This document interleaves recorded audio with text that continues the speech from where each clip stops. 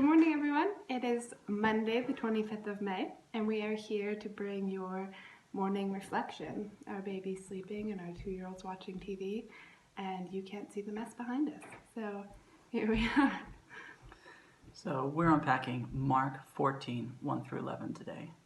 This is the passage where the woman comes and pours out an expensive jar of perfume on Jesus' feet.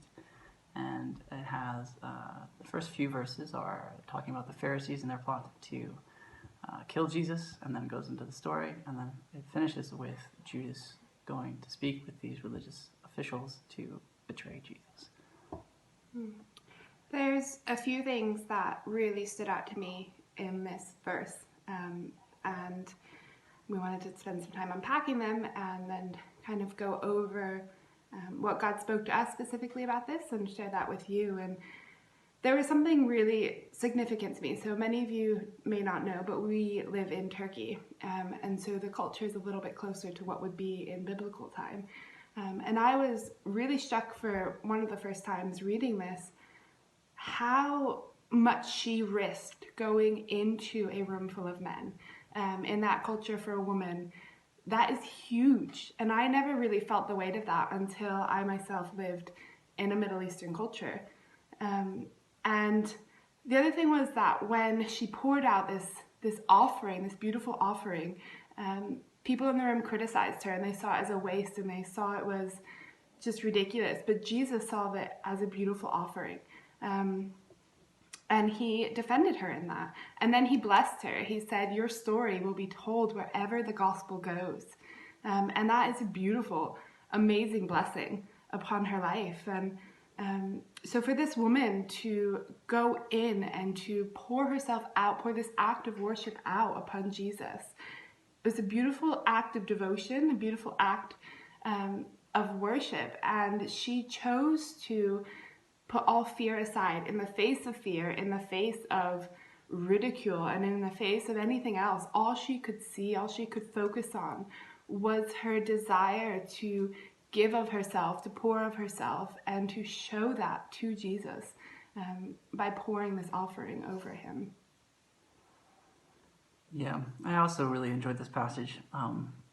As we read over it, something that really stood out to me was that there was such a contrast, and it was kind of bookended in this passage with the response of the woman and the response of the religious officials and Judas.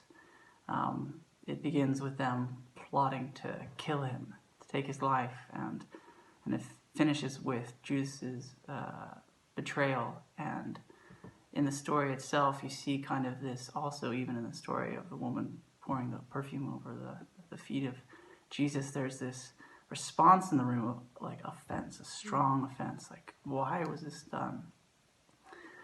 And it actually stood out to me that this contrast might actually be pointing out something in this passage, and it's kind of this posture of heart.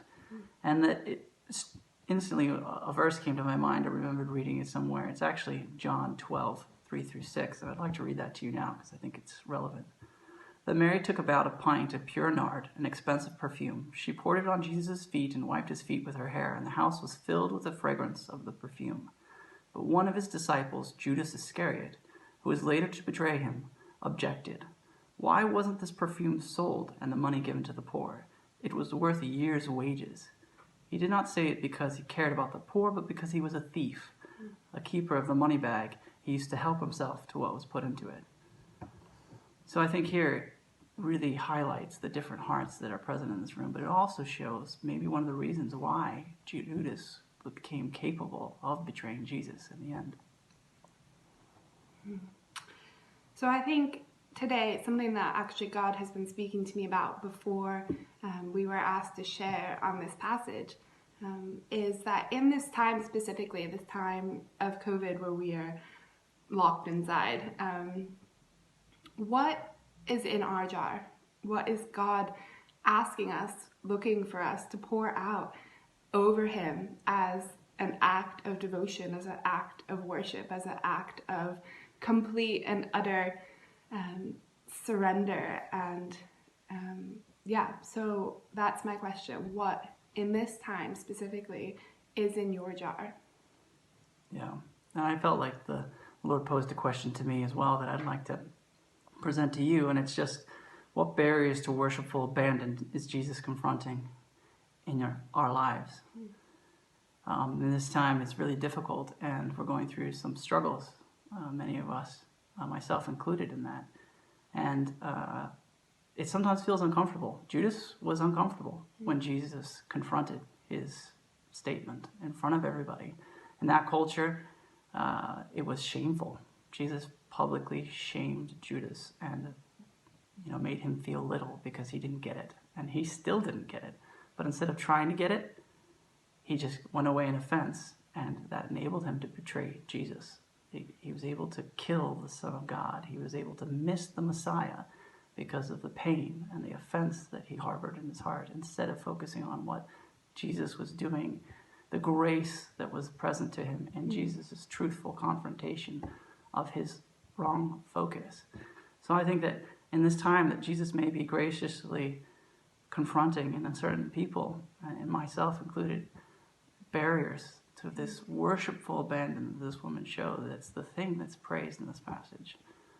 So I just want to put that question out there. What barriers to worshipful abandon is Jesus confronting in our lives? Yeah, and what is in your jar?